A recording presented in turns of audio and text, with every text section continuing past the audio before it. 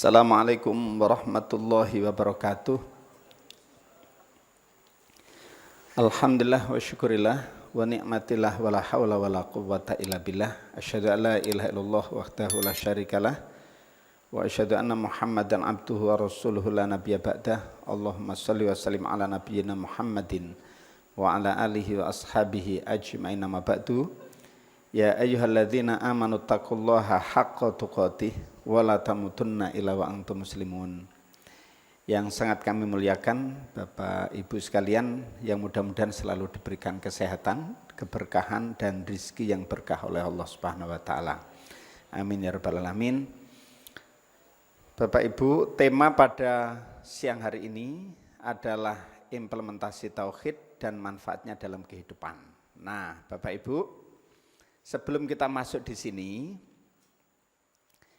rasa-rasanya kita 2024 ya terakhir ketemu, ya kan? Yang mungkin dulu 2024 itu ada yang punya masalah, ada yang mungkin masalahnya juga menghadapi jalan buntu sebagaimana yang kita bahas sebelumnya, begitu ya. Seberat apapun masalah itu, yang andai kata 2024 itu penuh dengan masalah yang pelik dan sulit untuk dikendalikan, sulit untuk diatasi, toh faktanya kita sekarang sampai pada tahun 2025. Nyampe saja pada akhirnya. Kalaupun juga masih dibuat sesek, ya, dada kita, pikiran kita, nanti kira-kira kalau Allah masih memberikan usia yang cukup, nanti kita bisa lewati 2025 sampai pula tahun 2026. Nah sekarang Bapak Ibu sekalian, tahun 2025 yang kita barusan meninggalkan Januari dan sekarang masuk Februari tanggal 12 ini, kira-kira apakah tahun 2025 itu hidup kita merasa nanti lebih baik, kira-kira begitu? Apakah nanti kita bisa lebih optimis akan meningkat segala sesuatunya? Kira-kira gimana sekalian? Survive lah ataukah tetap landai-landai saja? Ya begitu-begitu saja, naik turun begitu ya. Segitu saja gitu ya. Masya Allah. Nah, andai kata kita menghadapi mungkin apa yang kita hadapi dengan teman kita yang hadapi, itu juga bisa berbeda. Beberapa hari yang lalu, seorang mohon maaf pengawas ya, di sebuah sekolah, kebetulan saya diamanai sebagai kepala sekolah, itu mohon maaf Pak, yang kita temani sampai kira-kira Isya di Polda Pak. Di Polda, penyebabnya apa? Beliau ini usia 65 tahun, harusnya 60 tahun ini sudah pensiun karena memang pinter, masih energik walaupun usianya sudah begitu, seorang perempuan. Lalu diperpanjang dan kira-kira nanti April itu habis. Apa yang dikumpulkan mulai dari beliau masa masuk menjadi pegawai negeri sampai sekarang itu dikumpulkan uang itu Pak. Terus nanti harapannya adalah saat masuk usia pensiun beliau akan pulang ke kampung kembali. Dana yang dikumpulkan ini itu kemudian untuk nanti ya bekal lah selama masuk masa pensiun. Kebetulan beliau tinggal sendiri karena suaminya sudah wafat, belum punya anak kecuali anak angkatnya, sudah menikah dengan orang luar negeri sehingga juga dibawa suaminya. Sehingga praktis sendirian. Nah apa yang terjadi? Tiba-tiba Pak, ada yang telepon. Ingin mengkonfirmasi tentang data teleponnya. Kebetulan beliau ini sebelumnya mengurus data-data di Dispenduk Capil. Nah ternyata teleponnya itu mengatasnamakan, ya, modusnya itu Dispenduk Capil mengkonfirmasi apakah betul namanya ini, apakah betul nomornya ini, sekian. Diberikan. Setelah diberikan, tiba-tiba diamati handphone ini kok selama 1 jam ini kok hang. Kemudian ada sesuatu kebutuhan dana, ingin ngambil uang, ternyata 2 rekening yang berisi kurang lebih tepatnya 130 juta habis. Padahal ini adalah uang simpanan yang beliau berharap tinggal beberapa bulan lagi menghitung hari ini untuk dana pensiun. Bekal selama beliau menjalani pensiun itu habis. Stres dan lain sebagainya. Kemudian kita menemani di Polda. Pak polisi pun bilang, Bapak Ibu ini menjadi pelajaran bersama. Apakah diusut? Wallahualam, mungkin sekarang juga masih proses. Rasa-rasanya kok tidak lagi. Nah mungkin kita yang normal Bapak Ibu pikirannya sama. Kenapa data itu diberikan? Dalam kondisi normal seperti kita, ya mungkin kita tidak berikan. Tapi dalam kondisi tertentu bisa saja itu juga kemudian diberikan data itu. Namanya juga di sini. Nah inilah yang kemudian tahun 2025 yang seharusnya kita pandang sebagai tahun yang bisa menyebabkan optimis dalam hidup kita dan meningkat karir kita, tiba-tiba muncul masalah, trouble. Kemarin pagi kita ketemu ngobrol-ngobrol, alhamdulillah wajahnya sudah cerah kembali, tenang kembali. Saya tanya, sekarang bagaimana kondisinya? Alhamdulillah saya lebih ikhlas. Alhamdulillah saya ikhlaskan saja. Apakah sudah kembali uangnya? Untuk kembali membutuhkan waktu yang sangat panjang, tetapi ketergantungan saya pada akhirnya kepada Allah ternyata lebih kuat sekarang dibanding sebelumnya yang saya kadang-kadang lupa kepada Allah. Nah ini Bapak sekalian, apapun yang terjadi, faktanya nanti siapa yang bisa mengendalikan di sini, yang bisa menghadirkan kebahagiaan di sini, yang bisa ajak dan tatak ini Bapak sekalian, ternyata adalah nilai tauhid kita. Nilai tauhid kita. Ini yang dalam kondisi bahagia, dia tidak terlalu bahagia, biasa-biasa saja. Dalam kondisi naik, dalam kondisi sedang jatuh pun, dia pun masih tetap survive. Siapa yang bisa melakukan ini adalah orang yang punya nilai tauhid yang tinggi ternyata. Nilai tauhid itu Bapak sekalian, kalau Bapak Ibu datang ke Perak itu di situ ada PT PAL.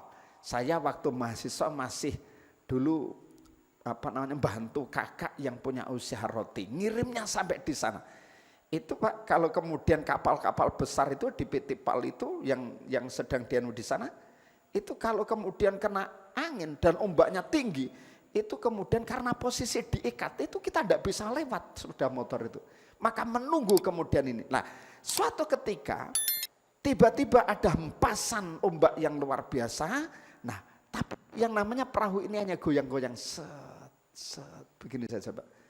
Tapi ketika kemudian, kenapa kok bisa begini, seolah-olah bisa dinikmati, itu karena ikatannya kuat, jangkarnya kuat. Kalau jangkar dan ikatannya tidak kuat, itu hempasan ombak itu, yang keras itu, bisa menyebabkan kemudian roboh lalu tenggelam. Dalam konteks hidup kita Pak, ujian dan hempasan apapun yang menimpa kita, keluarga kita, kalau kemudian tauhid kita sebagai jangkar kuat, maka kehidupan kita hanya begini saja, seret nikmat begitu ya. Walaupun kemudian sedang jatuh, seret nikmat begitu ya. Ini ketika ikatan dan jangkarnya kuat. Apa yang saya maksud ikatan dan jangkar itu adalah iman, kualitas iman dan takwa serta tauhid seseorang ini kemudian kuat. Nyambungnya hanya kepada Allah Subhanahu wa taala. Nah, Bapak Ibu sekalian, ibu-ibu di sini ada ibu-ibu ya. Kalau ibu-ibu tangan suami itu gandeng ibu, ya kan? Sementara tangan suami yang kiri, yang kanan gandeng istrinya, ya. Yang kiri tanpa sepengetahuan ibu lalu gandeng wanita yang lain. Nah, kira-kira piye Bu? Rasane Bu? Enggak apa-apa ya Bu? Hah? Sakit ya? Sakit. Iya, sakit gitu kan. Yang tangan kanan gandeng istrinya, ya kan? Yang tangan kiri tanpa sepengetahuan ibu ternyata gandeng wanita lain, ya kan? Bukan anaknya, bukan keluarganya, tapi pokoknya wanita idaman lain. Kira-kira sakit ya? Sakit. Sama halnya dengan bapak-bapak. Ketika satu sisi bapak gandeng istrinya, tapi ternyata istrinya tanpa sepengetahuan bapak tiba-tiba gandeng laki-laki yang lain. Piye rasane kira-kira Pak? Jarno ya. Nek bapak-bapak dijarke apa maksudnya? Golek liyane ngono ya. Allah karim. Ya ini bedanya bapak-bapak dengan ibu-ibu, ya kan? Masya Allah. Nah ini. Nah oleh sebab itu tentu saya tidak suka. Walaupun kemudian secara guyonan saya bisa nyari yang lain, bisa. Tapi ini yang saya bandani, yang sudah saya cukupi, saya berikan apa yang saya punya gitu. Saya bekerja keras untuknya, tapi tiba-tiba punya yang lain, tentu saja sakit. Maka ini sama dengan ternyata diduakan itu sakit. Apa maknanya? Allah pun tidak suka ternyata ketika diduakan itu. Diduakan tidak suka Allah itu. Aku sudah berikan kepadamu rizki, kesehatan, kebahagiaan keluarga, anak, istri, macam-macam. Saya angkat derajatmu, ya kan? Lalu kamu kok kemudian menduakan aku, selain menyembah kepadaku, ternyata punya sesembahan yang lain. Nah, Allah tidak suka ternyata diduakan, sama halnya kita kemudian juga tidak suka diduakan.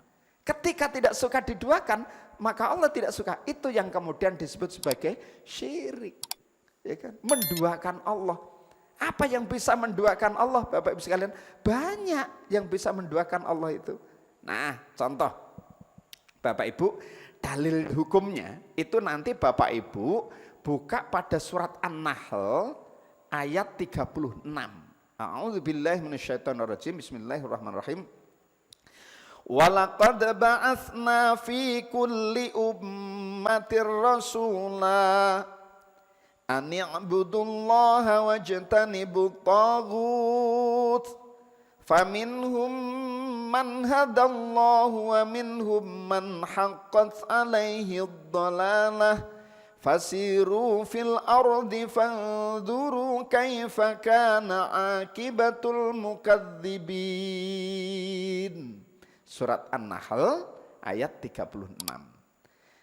Walaqad ba'atsna fi kulli ummatir rasula, dan sesungguhnya kami telah mengutus rasul pada tiap-tiap umat.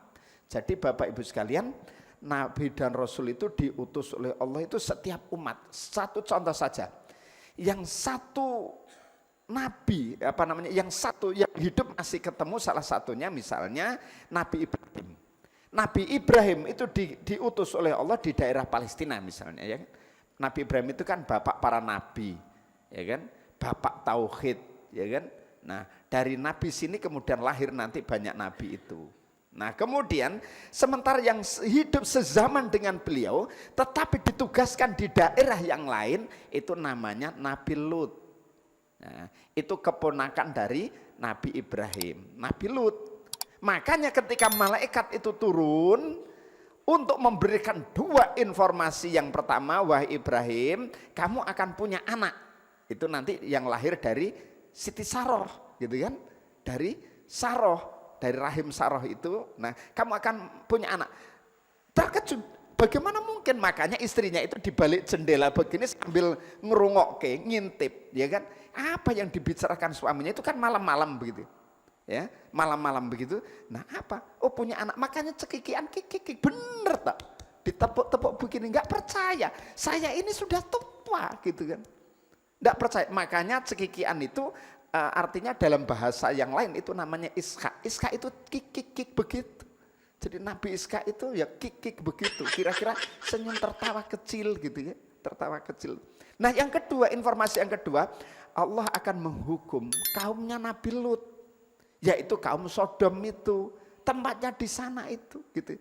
Nabi Ibrahim kaget, apakah tidak bisa ditunda, gitu kan? Karena itu ada keponakan saya. ketetapan Allah itu harus terjadi, maka selesai. Nah, apa maknanya? Itu satu zaman Nabi Ibrahim bersama Nabi Nabi Lut ini. Nah, artinya setiap umat itu ada nabi. Untuk apa? Visinya sama. Maknanya mulai dari Nabi Adam sampai Rasulullah itu visinya sama. Apa visinya? Ani'budullaha wajtanibut togut. Sembahlah Allah saja dan jauhilah togut. Nah, togut inilah yang menyebabkan nanti orang bisa berbuat syirik. Togut itu apa? Sesembahan selain Allah, itu togut. Nah, togut dulu dengan togut sekarang beda. Kalau togut dulu bisa saja patung, tapi togut era sekarang beda. Apa kira-kira Pak? Duit bisa menjadi togut. Jenengan siapa di sini yang gak gelem duit, angkat tangan. Oh, gue gelem kabeh gitu kan?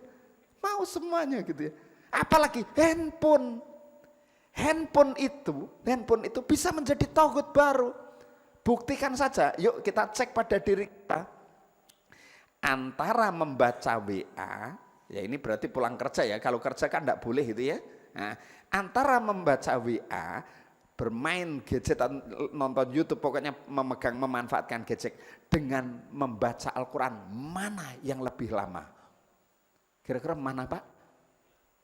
WA. Handphone, jangan-jangan itu sudah menjadi togut baru, sesembahan baru gitu. Togut itu, ya kan? Sesembahan baru, masya Allah.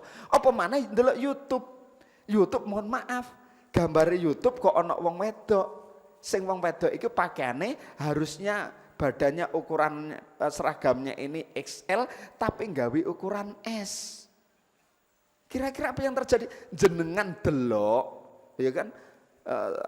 Lalu dilempar saja, wis gak gelem aku ngono, ataukah diklik untuk dilihat lebih lanjut Pak? Diklik. Jangan-jangan ini menjadi model atau togut baru. Ini loh Pak, refleksi kita. Makanya hidup kita ketika itu terus yang kita lakukan pasti gelisah, pasti resah. Itu pikiran kita. Sehingga ketika mendapati masalah baru, gak jejek badan kita ini. Padahal masalah itu mesti akan terjadi, ya kan? Nah, jadi itu togut baru. Oleh sebab itu bagaimana caranya? Kembali, karena itu visi dari para nabi sampai kemudian Rasulullah dan kepada siap kita semuanya, yaitu sembahlah Allah saja dan jauhilah togut. Jauhi.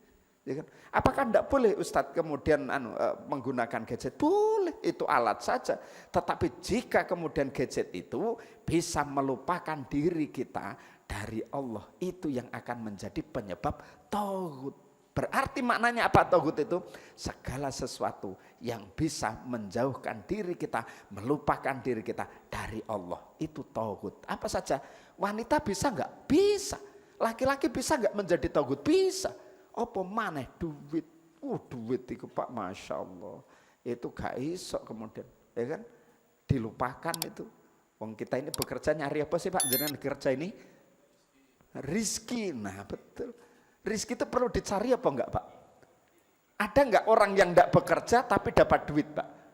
Dapat rizki? Banyak. Siapa yang istrinya di rumah saja enggak bekerja? Ada kan? Ada. Tapi nerima duit enggak setiap bulan? Nerima, berarti enggak bekerja tapi untuk duit enggak? Dari siapa berarti? Suami ya? Dari suaminya. Iya, itu jalan saja. Karena pernah terjadi dan selalu saja terjadi, seringkali terjadi dan nanti akan selalu terjadi. Orang yang menang diam saja, tapi duitnya iku akeh. Ono Pak wong iku sing sampai belenger Pak dadi wong sugih Pak. Dadi wong sugih lho Pak. Belenger iku roh Pak bahasa itu.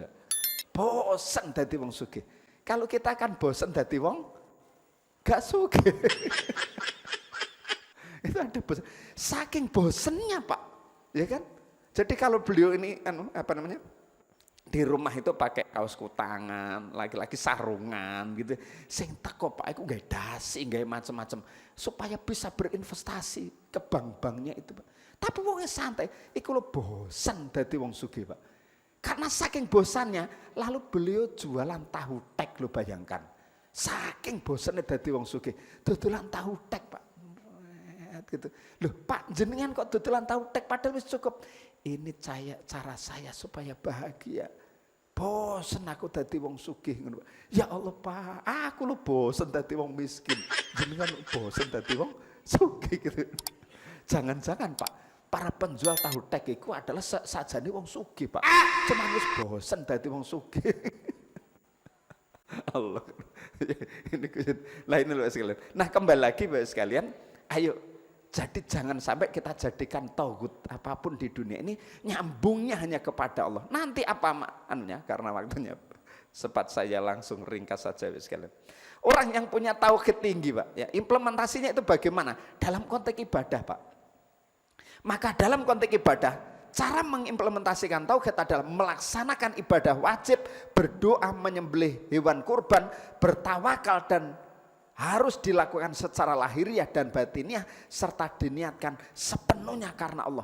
Jadi bapak-bapak kalau bekerja sampai di sini lalu kemudian niatnya hanya karena Allah, itu tauhidnya tinggi, Pak.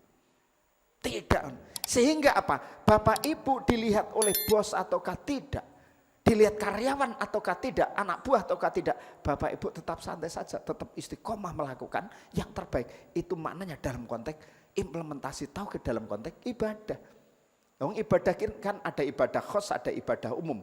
Kalau ibadah khos itu apa yang sudah ditetapkan oleh Allah. Subuh 2 rakaat itu sudah ditetapkan oleh Allah. Lalu kita protes, ya Allah, saya ingin sholat subuh ini karena kondisinya masih fit, barusan bangun dari tidur, saya 4 rakaat. Nanti zuhur saya kepingin 2 rakaat, tidak bisa, karena sudah ditetapkan. Nah, ini adalah khusus. Nah, ada ibadah yang ammah atau umum, kita bekerja mencari nafkah, itu juga ibadah. Maka jika niatnya itu sepenuhnya karena Allah, maka di situ ada nilai tauhid yang kita implementasikan. Kemudian dalam konteks bekerja juga begitu.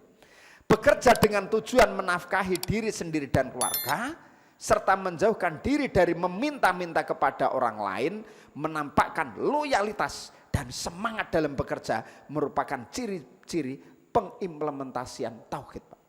Jadi loyal, kemudian di saat yang lain belum datang, sudah datang duluan. Karena apa? Dia lakukan sepenuhnya bukan karena pimpinan, tapi karena Allah. Dia tidak ingin menzalimi, dia tidak ingin terlambat. Karena agama kita mengajarkan disiplin, maka dia sedang mengimplementasikan nilai-nilai tauhid itu. Karena sepenuhnya hanya untuk Allah. Loh, ini fitnah. Hebatnya orang yang itu, Pak. Relasi dengan Allah, nyambung selalu kepada Allah. Dalam konteks masyarakat bagaimana?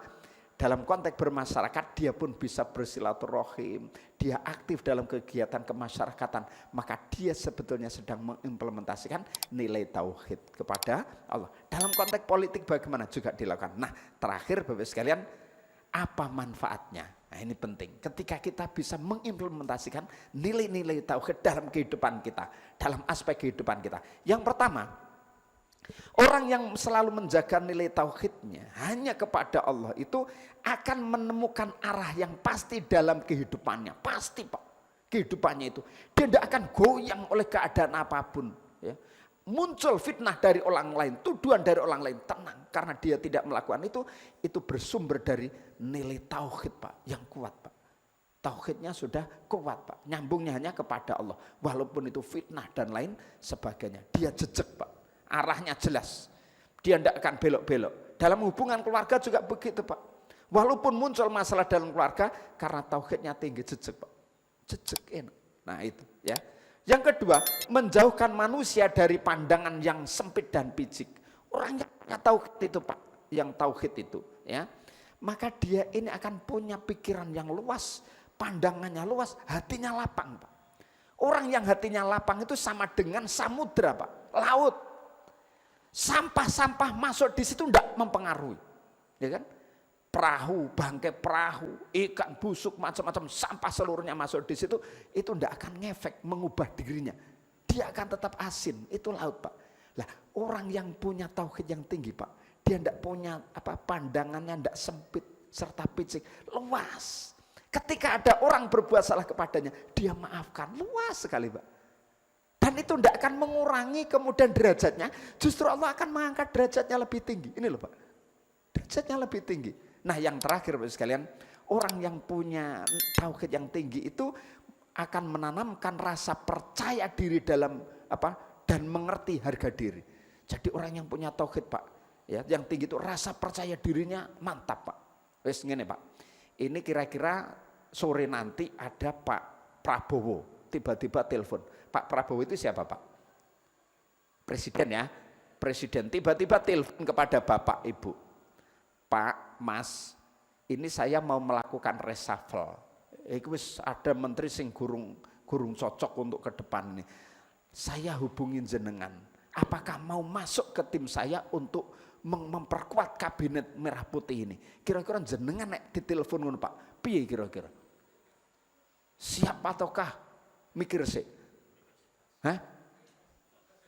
Siap napa mboten? Oh, kan sing siap iki. Oh, enggak mungkin ya Pak. Nah ini Pak, oh jenengan cita-cita gak duwe to Pak. Oh mana dadi presiden gak duwe, iya kan?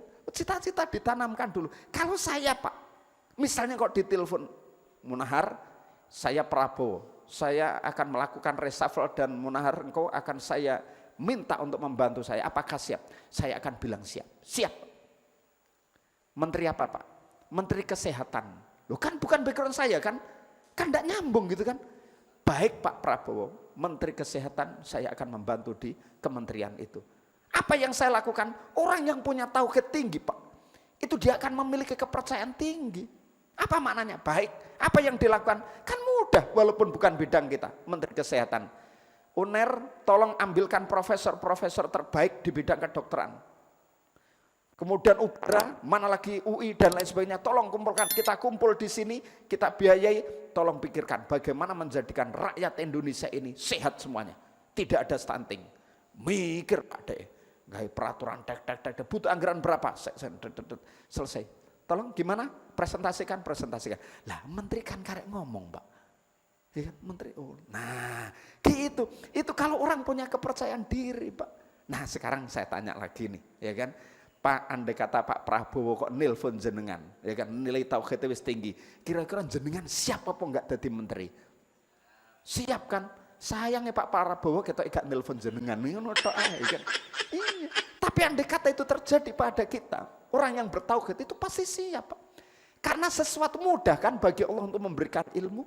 Mudah kan bagi Allah itu untuk membantu menyelesaikan masalah-masalah. Mudah Pak. Yang semula bermasalah dipegang orang lain, kita datang tok loh sudah berubah semuanya. Ketika Allah sudah memberikan itu, dan itu bisa dilakukan oleh orang yang memiliki kepercayaan diri yang sangat luar biasa, dan kepercayaan diri itu serta Allah yang pasti itu, pandangan tidak picik dan sempit itu adalah hanya dimiliki orang-orang yang memiliki tauhid yang tinggi. Siapa orang yang memiliki tauhid tinggi? Dia yang tidak syirik. Dia hanya mengabdi sepenuhnya kepada Allah Subhanahu wa taala. Mudah-mudahan apa yang kita lakukan ini bagian dari pengabdian kita kepada Allah Subhanahu wa taala. Aqulu qouli hadza wa astaghfirullah li wa lakum. Ihdinas siratal mustaqim siratal ladzina an'amta 'alaihim ghairil maghdubi 'alaihim waladdallin. Terima kasih dan mohon maaf. Wassalamualaikum warahmatullahi wabarakatuh.